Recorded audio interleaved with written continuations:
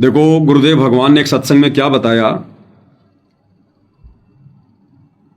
कि जब आप भगत भाई बहनों की भक्ति बढ़ेगी, अब भक्ति करेंगे तो हमारे पुण्य बढ़ेंगे, और जब हमारे पुण्य बढ़ेंगे तो फिर हमने बार बार गुरुदेव से प्रार्थना लगाने की जरूरत नहीं है, डिमांड करने की जरूरत नहीं है। पहली बात तो ऐसी आत्माओं पर आपत्ति आएगी नहीं, क्योंकि आपत्ति आती है पाप कर्मों से, और पाप कर्म हमारे, जब हम ये मर्यादा में रहकर भक्ति करेंगे तो हमारे पाप कर्म भस्म होना शुरू हो जाएंगे, और भक्ति जो हम करेंगे वो संग्रहित होना शुरू हो जाएगी। तो जो भक्ति संग्रहित होगी, जमा होगी, उससे हमारे ये पुण्य बनेंगे। तो सर्वप्रथम तो ऐसी आत्माओं पर आपत्ति आएगी नहीं, परमात्मा आने नहीं देंगे। और यदि हल्का फुल्का कोई कष्ट भी आया, कोई भयंकर आपत्ति परमात्मा टाल रहे हैं, हल्के में होके गुजर रही है, तो फिर उस आत्मा ने गुरुदेव भगवान से प्रार्थना नहीं लगानी पड़ेगी। प्रार्थना का मतलब दो होती है प्रार्थना। एक प्रार्थना जो शास्त्र अनुकूल है, जो परमेश्वर के विधान में है, वो प्रार्थना है अपने मन ही मन में या बोलकर, अपने गुरुदेव के चरणों में बैठकर, दरबार साहिब में बैठकर, या मन ही मन में परमेश्वर से प्रार्थना करना, विनती करना कि हे गुरुदेव भगवान दया रखना, हे परमात्मा, हे पूज्य गुरुदेव, आपके अलावा दास का कोई नहीं है मालिक, हे मालिक मेरे तो आप ही सब कुछ हो परमात्मा, हे बंदी छोड़ दास को बचाना परमात्मा, भक्ति करवाना, मर्यादाओं में रखना मालिक, हे मालिक कोई ऐसी आपत्ति ना आए जिससे मालिक मेरी भक्ति पे कोई बाधा उत्पन्न हो। तो ये है शास्त्र अनुकूल प्रार्थना। ये तो सबने करनी चाहिए भक्ति के लिए। बारंबार जब भी मौका मिले, हमने बारंबार गुरुदेव से यह प्रार्थना तो करते रहना है भक्ति के लिए। हमने ये नहीं प्रार्थना करनी कि गुरुदेव मेरा ये काम बन जाए, हे गुरुदेव एक छोटा सा मकान बन जाए, हे परमात्मा एक प्लाट सस्ता मिल रहा है, हे परमात्मा थोड़े से पैसे का इंतजाम हो जाए। इस प्रकार की प्रार्थनाएं नहीं करनी हमने, बिल्कुल भी नहीं करनी। इससे परमात्मा नाराज होते हैं, दुखी होते हैं, परमात्मा दुखी होते हैं। हम सेठ के बच्चे हैं, और सेठ के बच्चे होने के बावजूद यदि हमें उस सेठ से विशेष लाभ नहीं मिल रहा तो कमी हमारे अंदर है। तो हमने उन कमियों को दूर करना है, भक्ति बढ़ानी है, मर्यादाओं में आना है, गुरु को प्रसन्न करना है। तो हमने भक्ति के लिए बारंबार, प्रार्थनाओं के लिए, ये मर्यादाओं के लिए बारंबार हमने गुरुदेव से प्रार्थना करते रहना है। तो ये प्रार्थना है शास्त्र अनुकूल प्रार्थना, जिसके चलते परमात्मा हमारे ऊपर आपत्ति आने नहीं देंगे। और अगर आपत्ति आ भी गई तो हमारी तुरंत सुनवाई होगी, तुरंत एक ही झटके में। क्यों? क्योंकि हमारे पुण्य जमा हो रहे हैं, हमारा भक्ति धन जमा हो रहा है, हमारी तुरंत सुनवाई होगी, तुरंत। अब भाई और बहनों, जैसे किसी दुकान पर सामान लेने के लिए दो व्यक्ति खड़े हैं। एक व्यक्ति तो ऐसा है जो उससे उधार सामान लेता है और उधार पैसा भी टाइम पर नहीं देता, और एक व्यक्ति ऐसा है जो बिल्कुल 100 का नोट हाथ में लेके खड़ा है कि लाला जी 1 किलो शक्कर देना फटाफट। वो दोनों शक्कर मांग रहे हैं 1 किलो, लेकिन लाला जी सबसे पहले उसको तोल के देगा जिसके हाथ में 100 का नोट है, तुरंत पकड़ेगा उसको।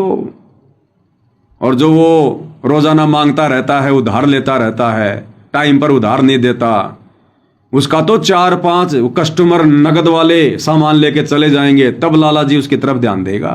हाँ बोल बोल क्या चाहिए, हाँ दे रहा हूं दे रहा हूं दे रहा हूं, यूं करके। हो सकता थोड़ा बहुत उसको कम भी तोल दे। तो इसी प्रकार परमात्मा भक्ति देखता है भाई और बहनों, भक्ति कमाई। तो जब हम मर्यादा में रह के भक्ति करेंगे, भक्ति धन जमा होगा हमारा। और जब यदि हमारे ऊपर कोई आपत्ति आएगी, जरा भी किसी भी प्रकार की, कोई शारीरिक आपत्ति, अन्य कोई प्राकृतिक आपत्ति, हमने फिर परमात्मा से प्रार्थना करने की जरूरत नहीं है। वो अंतर्यामी है, सब देख रहा है। हम अपनी आपदाओं से परिचित नहीं है, हम अपने आने वाले संकटों से बेखबर हैं, लेकिन वो परमात्मा चींटी से लेकर हाथी तक, इंसानों से लेकर देवी देवताओं तक के संकटों से परिचित है। कब, कितने बजकर, कितने समय पर, किस आत्मा पर क्या आपत्ति आएगी, उस परमेश्वर को पता है। तो हमने फिर प्रार्थना करने की जरूरत ही नहीं पड़ेगी। हमने आगे से आगे चलेगा परमात्मा। जो पतिव्रता पति से राती, आन पुरुष ना भाव है। ऐसी आत्माओं के लिए परमात्मा अपनी वाणी में कहते हैं कि जो पतिव्रता जमीन पर ज्यों ज्यों धर है पाव, यानी जो भगत इस भक्ति मार्ग पर ज्यों ज्यों आगे बढ़ेगा, समर्थ झाड़ू देत है ना काटा लग जाए। समर्थ सतगुरुदेव भगवान उसके पाप कर्मों को साफ करता चला जाता है अपने आशीर्वाद से, कि कहीं इस आत्मा के ऊपर कोई जो है वो कर्म का दंड ना आ जाए, कोई आपत्ति इसको दुखी ना कर दे, परेशान ना कर दे, कोई भूत भैरव बेताल पितर, कोई काल की शक्तियां इसको दुखी ना कर दें। तो ऐसी आत्माओं के आगे तो परमात्मा स्वयं रहते हैं। जो बच्चा गौ की नजर में यूं साईं को संत, भक्तों के पीछे फिरे भगत वत्सल भगवंत। तो फिर हमने मांगने की जरूरत कहां पड़ी, हमने प्रार्थना करने की जरूरत कहां पड़ी, हमने रोने धोने की जरूरत कहां पड़ी। रोएगा धोएगा वो जो भक्ति नहीं करता, भक्ति करता है तो मर्यादाओं में नहीं रहता, उसको रोने धोने की जरूरत पड़ेगी, क्योंकि उसकी जल्दी से गुरुजी सुनवाई नहीं करेंगे। अपनी वाणी में कहते हैं ना परमात्मा की, सुख में सुमरण किया नहीं और दुख में करते याद, कहे कबीर उस भगत की फिर कौन सुने फरियाद। और परमात्मा कहते हैं कि दुख में सुमरण सब करे और सुख में करे ना कोई, और कहे कबीर जै सुख में सुमरण करे तो दुख काहे को होई। तो हम भगत भाई बहनों ने इस प्रकार से भक्ति मार्ग पर चलना है। आज हमारा सुख का समय है, यानी हमें भगवान मिल गया, परमात्मा मिल गया, हमें उनकी भक्ति मिल गई, बढ़िया हमारा रोजगार चल रहा है, 2 रोटी परमात्मा टाइम पर दे रहा है, घर में सब ठीक है, व्यवस्था बढ़िया है। तो ये हमारा सुखी समय है, और इस समय हम अपने भगवान को याद कर रहे हैं और ज्यादा उनके निकट जाने का प्रयास कर रहे हैं, उनकी आरती उतार रहे हैं, उनको भोग लगा रहे हैं, उनकी महिमा गा रहे हैं। तो हम सुख में भगवान याद कर रहे हैं, सुख में। तो यदि हमारे ऊपर कोई दुख आएगा तो परमात्मा फिर उस दुख को, उस आपत्ति को ऐसे टाल देगा जैसे घने बादल जरा सी हवा चलते ही भाग जाते हैं। तो हम भगत भाई बहनों ने सुख में सुमरण करना है, फिर हमने दुख का मुंह देखना ही नहीं पड़ेगा, और ना हमने फिर छोटी छोटी बातों के लिए प्रार्थना लगाने की जरूरत पड़ेगी। आज क्या हो रहा है संगत में, 90% संगत जो सतलोक आश्रमों से जुड़ी हुई है, रोजाना हजारों की संख्या में आश्रमों के नंबरों पर ये लोग अपनी प्रार्थनाएं लिखवाते हैं। कोई भूत प्रेत की बाधा से परेशान है, किसी के घर में बीमारियां, कैर टूट रहे हैं भाई और बहनों। इन आश्रम वालों के ये 2, 4, 5% जो ये बकवाद कर रहे हैं ना, जिनकी पहले की बैटरी चार्ज है और बकवाद भी कर रहे हैं, सोच रहे हैं नहीं नहीं कुछ नहीं हो रहा, इन 5-10 के अलावा, इन कोऑर्डिनेटरों के अलावा, हालांकि कोऑर्डिनेटरों की भी दुर्गति हो चुकी है बहुत ज्यादा, अकाल मौत मर चुके हैं कई, फांसी लगा लगा के, जहर खा खा के। ज्यादातर संगत की दुर्गति है। और ये दुर्गति, और जिन जिन लोगों ने गुरुदेव के जेल जाने के बाद ये फर्जी सार नाम लिया है, फर्जी सार शब्द लिया है, इन सतलोक आश्रमों से, अपने जैसे 2 कोड़ी के जीवों से, उनकी तो भाई और बहनों ज्यादा ही दुर्गति हो रही है, ज्यादा ही। ज्यादा मिल लेना, जिसको साल 6 महीने हो गए सार नाम लिए हुए, कभी 10 मिनट उसके पास बैठ के देख लेना, वो खुद ही अपने रोजने रोएगा। और सारी बकवादे शुरू कर देते हैं ये लोग, फिर बालों में डाई करना, मेहंदी लगाना और मर्यादाएं तोड़ना, सारे काम शुरू कर देंगे सार नाम लेने के बाद। फिर ये कि बस अब तो सार नाम तो मिल ही गया, अब क्या जरूरत है मर्यादाओं की।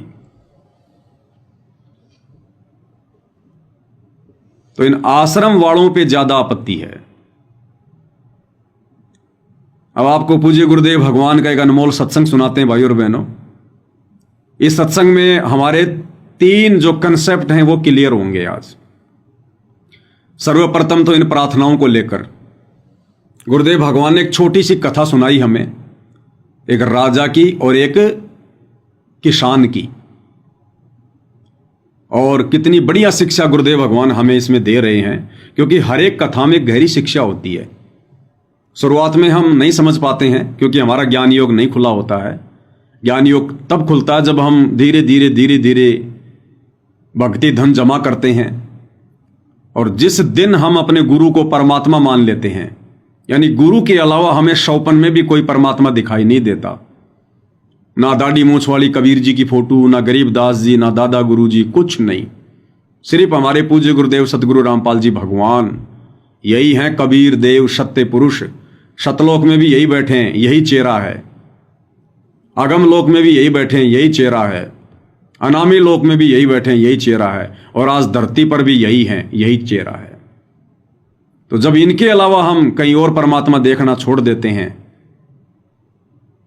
तो उसके बाद फिर भाई और बहनों, परमेश्वर अपना विशेष आशीर्वाद देते हैं, अपनी मेहर बख्शते हैं फिर उस आत्मा के ऊपर। फिर उन आत्माओं ने ज्यादा जोखिम उठाने की जरूरत नहीं पड़ती है भक्ति मार्ग पर। तो क्या कह रहे हैं पूज्य गुरुदेव भगवान किसान की और राजा की कथा सुनाते हुए? तो सभी भाई बहन थोड़ा ध्यान से सुनेंगे हम, क्योंकि ये मौका दिया हमें गुरुदेव भगवान ने।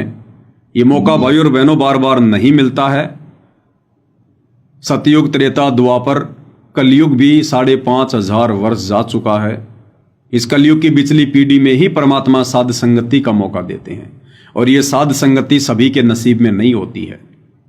तो क्या समझा रहे हैं पूज्य गुरुदेव भगवान? सिंपल एक आम कहावत हम सुना करते थे, गांव पर प्रचलित थी हमारे यहाँ, कि एक राजा का मित्र था कोई किसान।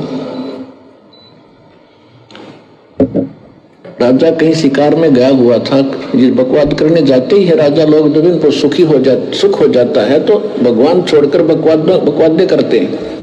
क्या कह रहे हैं गुरुदेव? जब सुख हो जाता है और यदि ज्ञान अच्छे से हृदय में नहीं समाया, तो फिर ये मन बकवाद करवाएगा ही करवाएगा। ये स्वाभाविक है, बट नेचुरल है, इस काल का नियम है ये।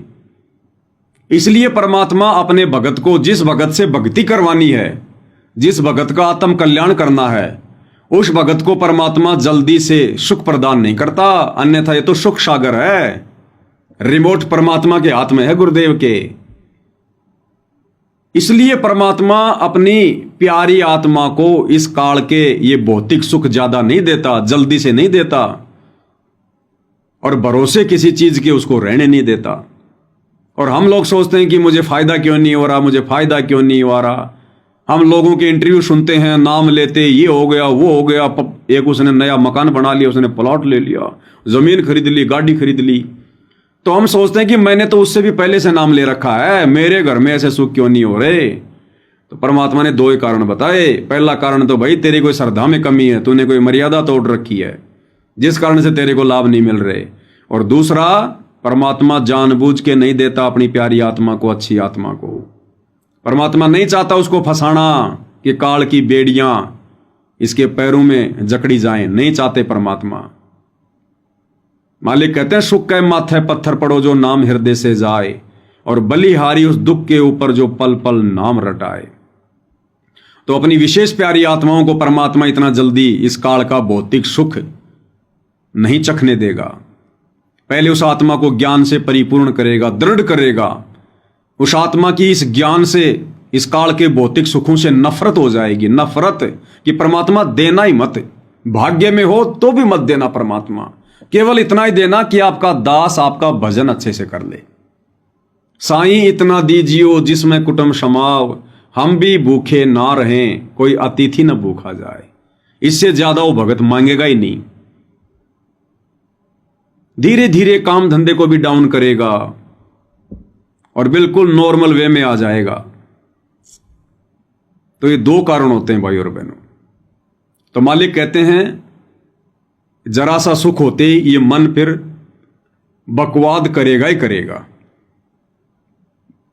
और हम सबकी आंखों के सामने भाई और बहनों छुपा हुआ नहीं है कुछ भी। गुरुदेव का परिवार देख लीजिएगा आप, गुरुदेव के बेटा बेटी, भाई बंधु, रिश्तेदार, इन आश्रमों के संचालकों को देख लीजिएगा आप, इन कोऑर्डिनेटरों को देख लो आप। ज्ञान इन्होंने अच्छे से समझा नहीं, भगवान को इन्होंने अभी तक पहचाना नहीं, मर्यादा में ये रहते नहीं, और देख लो जरा सा सुख होते ही गुरुदेव भगवान ने अपनी गैर हाजिरी में अपनी संगत की चाबी अपने कलयुगी परिवार के हाथ में, कोऑर्डिनेटरों के हाथ में क्या दी? देख लो, आज ये लोग राजनेताओं की गोद में जाके बैठ गए। संसार के साथ में झूठा भाईचारा निभाने लग गए, बिरानी आग में जल रहे हैं।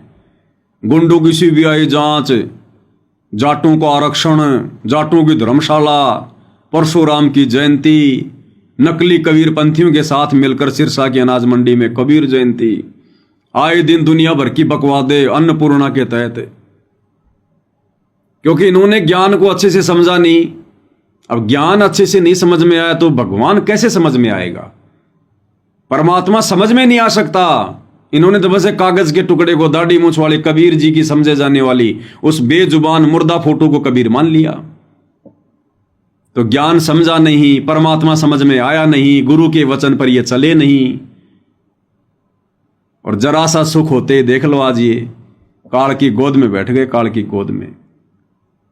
इसलिए परमात्मा आप और हम सत्सेवकों को बचा बचा के आगे बढ़ा रहे हैं, काल के जाल से बचा बचा के।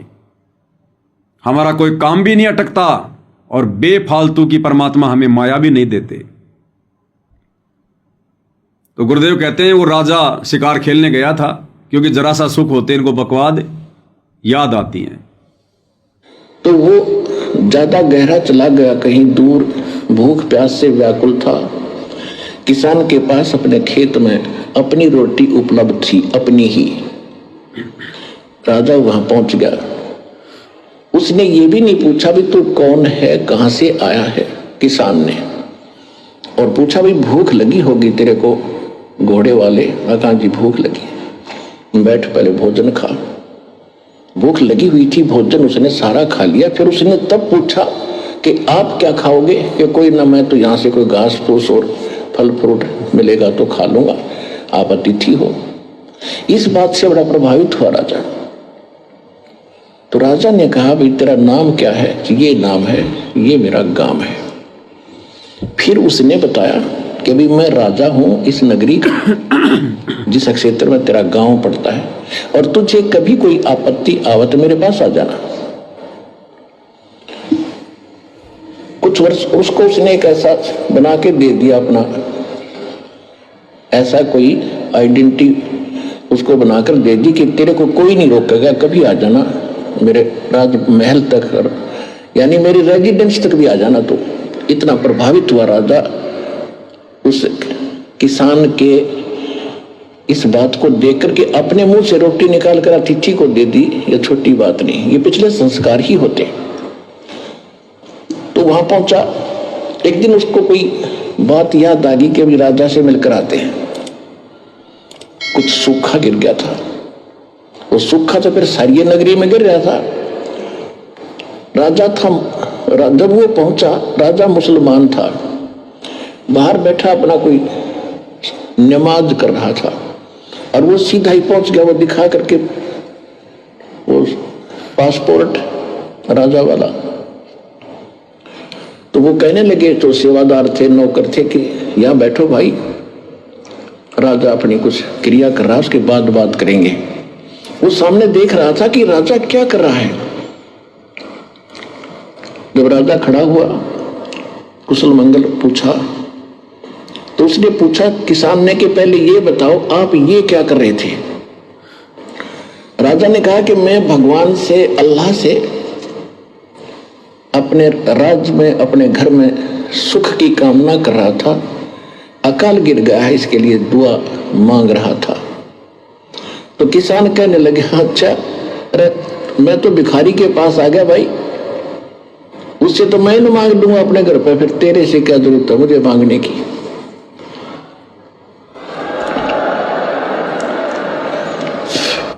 क्या कह रहे हैं गुरुदेव भगवान? जब वो किसान राजा के महल में गया तो राजा मुसलमान था और नमाज वगैरह पढ़ रहा था, यूं मांग रहा था यूं करके अल्लाह से।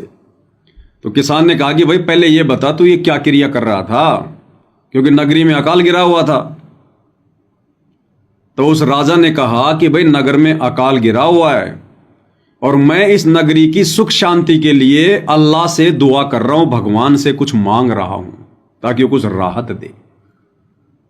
तो परमात्मा कहते हैं भाई और बहनों, एक चोट सिधारिया जिन गुरु मिलन दी आश।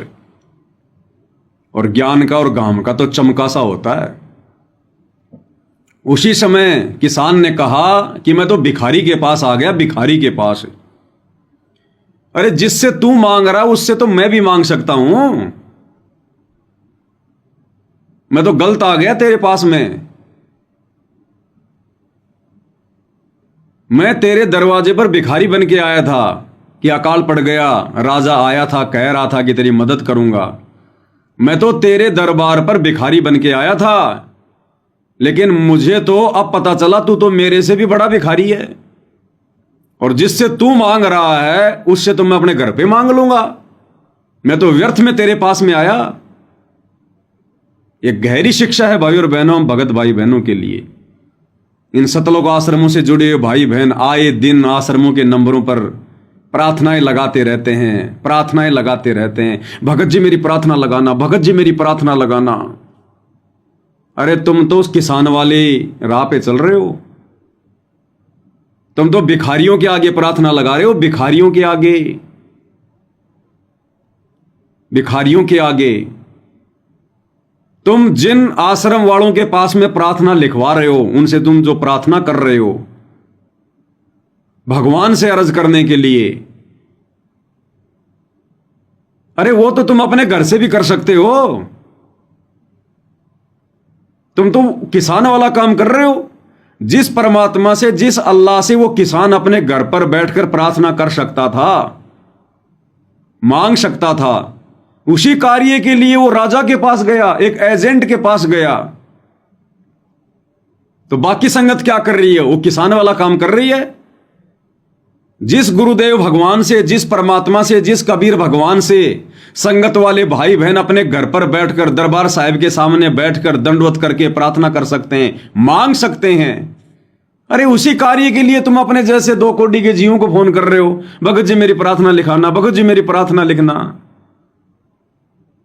तुमसे तो वो किसान ज्यादा समझदार, एक ही झटके में समझ गया कि मैं तो भिखारी के यहां प्रार्थना लिखवा रहा हूं। उस परमात्मा से तो मैं क्यों ना मांग लूं डायरेक्ट? मुझे बीच में एजेंट की क्या जरूरत है, दलाल की क्या जरूरत है?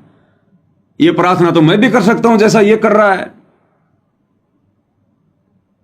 भाई और बहनों, हर कथा की एक गहरी शिक्षा है। ये समय आने पर हमें समझ में आती है, समय आने पर। तो देख लो, ये नादान संगत ज्ञान के अभाव में उस किसान जैसी गलती कर रही है। अरे गुरुदेव तो अंतर्यामी है। आप रोज संध्या आरती के लास्ट में बोलते हो गुरुदेव के अंग में, अंतर्यामी एक तुम आत्म के आधार, जो तुम छोड़ो हाथ धो मोय कौन उतारे पार। चीटी पायल बाजे पैर, साहिब सुनता है सब लहर। और चलो, आप आश्रम वाले भाई बहन सतगुरु रामपाल जी को तो भगवान नहीं मानते, आप उस दाढ़ी मूंछ वाली कबीर जी की फोटो को तो भगवान मानते हो। तो गुरुदेव ने कितने एग्जाम्पल दिए। महाभारत के युद्ध के समय उस टटेरी पक्षी ने अपनी आत्मा से अर्ज की थी। वो तो ये भी नहीं जानती थी कि भगवान कौन है, राम है, कृष्ण है, या फिर जो है कबीर जी है। उसने आत्मा से पुकार करी थी अपने घर से, जहां उसने अंडे दे रखे थे, अपने बच्चों की सलामती के लिए, अंडों की सलामती के लिए। और उसकी पुकार परमात्मा ने सुन ली, उस पक्षी की भी सुन ली। वो तो सतगुरु की शरण में नहीं थी, वो तो मनुष्य शरीर में भी नहीं थी, संत रामपाल जी उसके गुरु भी नहीं थे। उस पक्षी की भी परमात्मा ने अंतरात्मा की पुकार सुन ली, उसकी प्रार्थना स्वीकार कर ली उसके घर से। और उसके अंडों की परमात्मा ने इंद्र के हाथी का घंटाड़ा तोड़ के रक्षा करी। अब भाई तुम संगत वालों की क्यों नहीं सुन रहे? तुम सतलोक आश्रमों से जुड़े हुए भाई बहनों की प्रार्थना गुरुदेव डायरेक्ट क्यों नहीं सुन रहे? तुम्हारा दाढ़ी मूंछ वाला कबीर भगवान तुम्हारी घर से प्रार्थना क्यों नहीं सुन रहा? अरे तुम्हारे घर से नहीं सुन रहा तभी तो तुम भक्तों के यहां प्रार्थना लगा रहे हो, आश्रमों के नंबरों पे प्रार्थना लगा रहे हो। क्यों नहीं सुन रहा तुम्हारी? और वो पक्षी, उसकी सुन ली भगवान ने, क्योंकि उस पक्षी के पास में भक्ति धन था, उसके पुण्य जमा थे। और ये परमात्मा जिसके पास में भक्ति धन होता है उसकी पुकार सुनता है, उसकी आत्मा की पुकार। अरे तुम तो सतगुरु के भगत हो, कबीर भगवान की भक्ति कर रहे हो, फिर भी तुम्हारी पुकार नहीं सुन रहा भगवान। क्यों? क्योंकि तुम्हारे पास में भक्ति धन जमा नहीं है। तुम्हारे पास में जो पुण्य होने चाहिए वो उस टटीरी पक्षी से भी कम है। क्यों कम है? रीजन क्या है? रीजन आपको पिछले वीडियो में भी बताया था और आपको एक बार फिर से बता देते हैं। इसका रीजन क्या है? इसका रीजन है भाई और बहनों, जब तक हम गुरु को परमात्मा नहीं मानेंगे हमारी कोई पुकार नहीं सुनी जाएगी, हमारा भक्ति धन जमा नहीं होगा। चाहे हम कितनी भक्ति कर लें, कितने पाठ करवा लें, कितनी ज्योतियां करवा लें, चाहे हम 10 साल से भक्ति क्यों ना कर रहे हैं, गुरुदेव भगवान हमारी अंतरात्मा की पुकार सुनकर भी अनदेखा कर देंगे। हमारे कष्टों को आता हुआ देखकर भी परमात्मा मुंह मोड़ लेंगे, क्योंकि ये भगवान किसी का सगा नहीं है। ये भगवान पक्षपात नहीं करता, पाप और पुण्य के आधार से परमात्मा फैसले लेता है। तो क्या कहा गुरुदेव ने छोटे से सत्संग में? गुरुदेव कह रहे हैं पुण्यात्माओं, आपने इस दास को भगवान मानना पड़ेगा। कौन कह रहे हैं? सतगुरु रामपाल जी। भगवान मानना पड़ेगा। तो भगवान कौन है भाई? कबीर देव। और गुरुदेव कह रहे हैं आपने इस दास को ही, यानी अपने गुरु को ही कबीर मानना पड़ेगा, भगवान मानना पड़ेगा, तब आपकी भक्ति क्रिया सफल होगी, नहीं तो नहीं होगी। भक्ति क्रिया कौन सी? तीनों समय की आरती, सुमरण करना, 5 यज्ञ करना, ये हमारी भक्ति क्रिया है। पाठ करवाना, ज्योति करना, ये भक्ति क्रिया है। और हमारा पाठ कब सफल होगा? ज्योति कब सफल होगी? सुमरण का लाभ कब मिलेगा? तीनों समय की आरतियों का लाभ कब मिलेगा? जब हम अपने गुरु को ही परमात्मा मान लेंगे। एक बार गुरुदेव के मुख कमल से सुन लो, भक्ति क्रियाएं कब सफल होती हैं। इसी प्रकार ये भक्ति आध्यात्मिक परमात्मा प्राप्ति रूपी जो प्रश्न है, ये क्वेश्चन है, ये क्वेश्चन है, इसको हल करने के लिए, इसको सोल्व करने के लिए आपने इस दास को भगवान मानना पड़ेगा। तब आपकी आध्यात्मिक क्रियाएं सफल होंगी। क्लियर? गुरुदेव कह रहे हैं आपने इस दास को भगवान मानना पड़ेगा, तब आपकी ये आध्यात्मिक क्रियाएं सफल होंगी, नहीं तो नहीं होंगी। और जब आध्यात्मिक क्रियाएं सफल होंगी तभी हमारे पुण्य जमा होंगे, उस भक्ति का हमें परमात्मा रिटर्न देगा, हमें फल देगा। तो टटीरी पक्षी के पास भाई पूर्व जन्म की भक्ति थी, उसके पुण्य जमा थे, और उन्हीं पुण्यों के आधार से परमात्मा ने उस आत्मा की पुकार सुनी।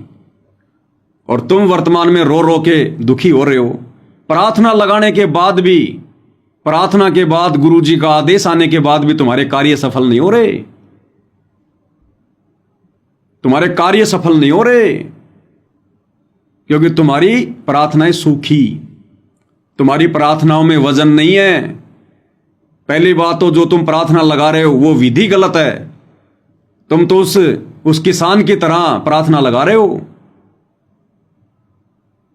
डायरेक्ट भगवान से प्रार्थना लगानी चाहिए। अब भगवान समझ में आ गया कौन है, सतगुरु रामपाल जी। और अपने घर से प्रार्थना लगानी चाहिए, और प्रार्थना उसी की सुनी जाएगी जो उनको परमात्मा मानेगा, उनको कबीर भगवान मानेगा। जिसके घर में सतगुरु रामपाल जी की फोटो के अलावा उस दाढ़ी मूछ वाले नकली कबीर की फोटो होगी, दादा गुरु जी की फोटो होगी, गरीबदास जी की फोटो होगी, पंडित चिदानंद जी की फोटो होगी, या गुरु गोविंद वाली फोटो होगी जिसमें दाढ़ी मूछ वाले नकली कबीर ऊपर बैठे हैं, उनके चरणों में असली कबीर सतगुरु रामपाल जी बैठे हैं। विशेषकर आपके दरबार में, आपके घर की दीवारों पर, अगर किसी पुस्तक में है उससे हमने कोई लेना देना नहीं। आपके घर की दीवारों पर, आपके गले के लॉकेट में और आपके घर के दरबार में अगर एकमात्र जिंदा कबीर, सच्चे कबीर सतगुरु रामपाल जी के अलावा दूसरी फोटो है तो भाई आपकी पुकार नहीं सुनी जाएगी। हां, यदि आपका कोई भक्ति धन जमा है, कोई पूर्व जन्म का या वर्तमान का, तो उस भक्ति धन के आधार से यदि आपकी सहायता हो जाए तो हो जाए, अन्यथा आपकी उस प्रार्थना के आधार से परमात्मा नहीं सुनेगा, कोई मदद आपकी नहीं करेगा, क्योंकि आप उनके पैरामीटर पर नहीं चल रहे, आप भक्ति विधान अनुसार नहीं चल रहे, आप गुरु को परमात्मा मानकर आध्यात्मिक क्रिया नहीं कर रहे।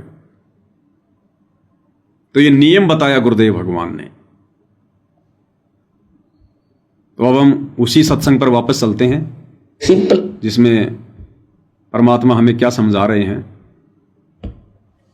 मांगने की।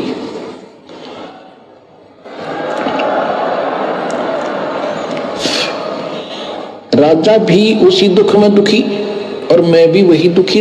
मांगना किसी देने वाला कोई और है, उसको हम भूल गए।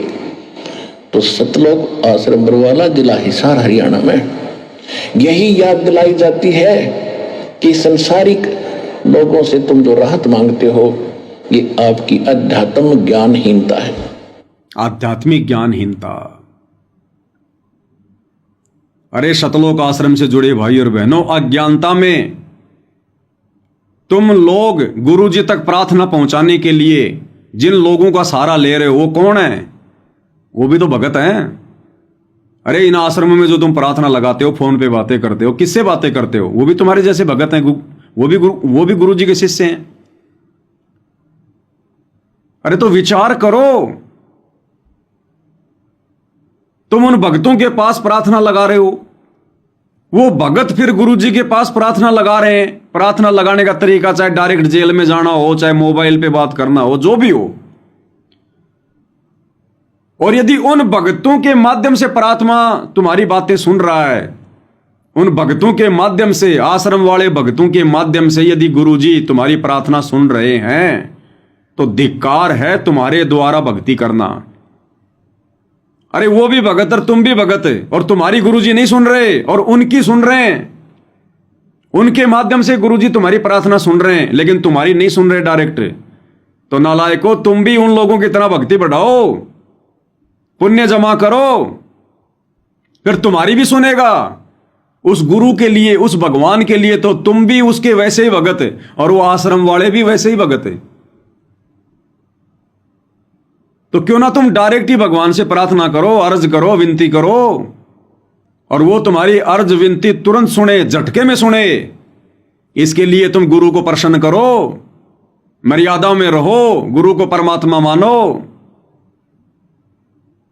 तो गुरुदेव कहते हैं कि यह भी हमारी ज्ञानहीनता है, जो हम दूसरे लोगों के ऊपर आश्रित रहते हैं। इस भक्ति मार्ग में चाहे भगत हो चाहे जगत हो, हमारे लिए दोनों ही दूसरे की कैटेगरी में, दूसरे की कैटेगरी में। क्योंकि भगत का अपना केवल एक ही है, उसका गुरु। अब उधार पैसा हम चाहे भगत से मांगे चाहे जगत वाले से मांगे, आश्रित हम चाहे भगत से हो जाएं चाहे जगत वाले पे हो जाएं, बात तो एक ही है। हम तो दूसरे पे आश्रित हो रहे हैं ना। तो कुछ ऐसा करो भाई, मर्यादाओं में आओ, साथ संगति से जुड़ो, गुरु जी को प्रसन्न करो, भोग लगाओ, आरती उतारो, प्रसन्न करो गुरुदेव को, ताकि फिर तुम लोगों को हम सत्सेवक भाई बहनों की तरह आश्रमों के नंबरों पर फोन करने की जरूरत ही ना पड़े। समस्या ही नहीं आने देगा भगवान, बादलों की तरह टाल देगा, बादलों की तरह। परमात्मा से मांगो, परमात्मा उसी को देता है जिसके पहले के शुभ संस्कार है ना। बेशक मांगते रहियो, कभी नहीं दे। क्या कह रहे हैं? परमात्मा उसी को देता है जिसके पहले के शुभ संस्कार हैं, अन्यथा कितना ही मांगते रहना परमात्मा नहीं सुनेगा। तो शुभ संस्कार बनाने के लिए, बढ़ाने के लिए अगर पहले के नहीं है, तो वर्तमान में गुरुजी ने विधि बता दी, शास्त्र अनुकूल भक्ति दे दी। अब उसको मर्यादा में रह के करो, गुरु को परमात्मा मान के करो। विधि गुरुजी ने बता दी कि गुरु को भगवान नहीं मानोगे तब तक तुम्हारी कोई भी आध्यात्मिक क्रिया सफल नहीं होगी। तो अगर पहले के शुभ संस्कार नहीं हैं, तो वर्तमान में तो कम से कम अपनी सुरती को ठिकाने लगाओ, गुरु को परमात्मा मानो, साथ संगति से जुड़कर मर्यादा में रहकर भक्ति करो, शुभ संस्कार जमा करो। अन्यथा गुरुदेव स्पष्ट कर रहे हैं, अगर तुम्हारे पूर्व के संस्कार नहीं हैं, तो बेशक कितनी प्रार्थना करते रहना, तुम्हारी कोई सुनवाई नहीं होगी। और यही कारण है भाई और बहनों, संगत प्रार्थना कर करके थक गई, एक दो को छोड़ के किसी को विशेष राहत नहीं मिल रही, उसी परेशानी से दुखी है। क्योंकि रीजन परमात्मा ने बता दिया कि तुम्हारे पास में पहले के संस्कार नहीं हैं, और वर्तमान में तुम ढंग से संस्कार बना नहीं रहे। वर्तमान में तुम राजनीति कर रहे हो, राजनेताओं की रैलियों में धक्के खा रहे हो, गुंडों की सीबीआई जांच के समर्थन में बैठे हो, कुपात्रों के हाथों में ज्योति पाठ और दान का पैसा दे रहे हो, आश्रम बनवाने में पैसा बर्बाद कर रहे हो, स्टेडियम बना रहे हो, आरक्षणों में जाके बैठ रहे हो, जाटों की धर्मशाला बनवा रहे हो।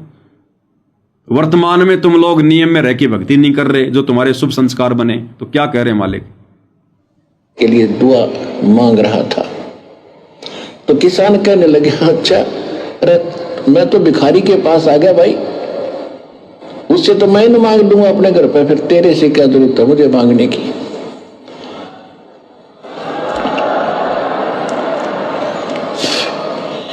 राजा भी उसी दुख में दुखी और मैं भी वही दुखी। मांगना किसी देने वाला कोई और है, उसको हम भूल गए। तो सतलोक आश्रम बरवाला, जिला हिसार, हरियाणा में यही याद दिलाई जाती है कि संसारिक लोगों से तुम जो राहत मांगते हो, ये आपकी अध्यात्म ज्ञानहीनता है। अब क्या कह रहे हैं, तुम्हारी प्रार्थना भी उसी समय सुनी जाएगी जब तुम्हारे पास में भक्ति धन होगा, तुम्हारे सब शुभ संस्कार होंगे। अन्यथा कितनी प्रार्थना करते रहना, कितनी प्रार्थना लगवा देना, कोई सुनवाई नहीं होगी। परमात्मा से मांगो, परमात्मा उसी को देता है जिसके पहले के शुभ संस्कार है ना। बेशक मांगते रहियो, कभी नहीं दे। अब सब शुभ संस्कार बनते कब हैं? अब बनेंगे। शास्त्र अनुकूल साधना इस दास के पास उपलब्ध है, वो रियल साधना है। इससे आपके रोज शुभ संस्कार बनेंगे, आपको इस जन्म में भी देगा और सतलोक में भी आपको ले जाएगा। ये वो साधना है। शुभ संस्कार बनाने की साधना गुरुदेव ने वर्तमान में हमें दे दी, लेकिन साथ में परमात्मा ने कुछ मर्यादा भी दी है। अब यदि आप उन मर्यादाओं को तोड़कर ये शास्त्र अनुकूल भक्ति करोगे तो भाई शुभ संस्कार नहीं बनेंगे। तो ये पीले पर्चों के ऊपर आंख बंद करके विश्वास करके चलने वाले भक्तों के शुभ संस्कार नहीं बन सकते। राजनेताओं की रैलियों में धक्के खाने वालों के शुभ संस्कार नहीं बनेंगे। गुंडों की सीबीआई जांच का समर्थन करने वाले, परशुराम की जयंती में जाने वाले, इन सतलोक आश्रमों में बैठे कुपात्रों की कुसंगति करने वाले, इन कुपात्रों के हाथों में आश्रमों में जाकर गुरु की गैर हाजिरी में ज्योति पाठ और दान का पैसा देने वाले, भाई इनके शुभ संस्कार नहीं बनेंगे। बाकी तो परमात्मा कहते हैं कि दान चाहे तुम किसी को भी दे दो, परमात्मा नहीं रखेगा। दान चाहे तुम किसी को भी दे दो, परमात्मा उसका प्रतिफल अवश्य देगा तुम्हें। धर्म तो 10 का नहीं 10 के तीनों लोग, लेकिन भाई मोक्ष में काउंट नहीं होगा। जब विशेष आपत्ति आनी होगी तब परमात्मा मदद नहीं करेगा।